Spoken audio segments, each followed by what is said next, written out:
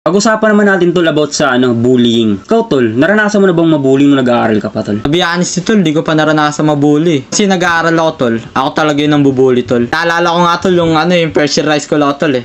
Ang late ko pa nun Palaway ako nun malit pa ako nun Kwento ko sa'yo, okay lang? Hindi first year high school pa lang ako nun tol, malit pa ako nun tol. Punta ako sa kantin, Palaway ako nun. May nakasalubong ako nun, fourth year high school. Laka nakatawan fourth year high school. Alam mo yung repeater na parang kalahati ng edad niya sa high school na. Oo. Bumibili ako sa Ari nun tol. Kabanggaan kami tol. Syempre may nitunulo ko nun tol. Sabi ko sa kanya, "Oy pre, kilalanin mo binabangga mo dito Di mo ba ako lala dito? Ha? Ako gigil na gigil ako pre. Gusto ko talaga sa pakan Tingin ko sa mukha niya pre. Parang namumutla. Lapitan ko pre. Sabi ko, kaya mo na babuto mo? Ha? Kaasa ka ba? Ha? Nambang kong ganun. Nambang ko pre.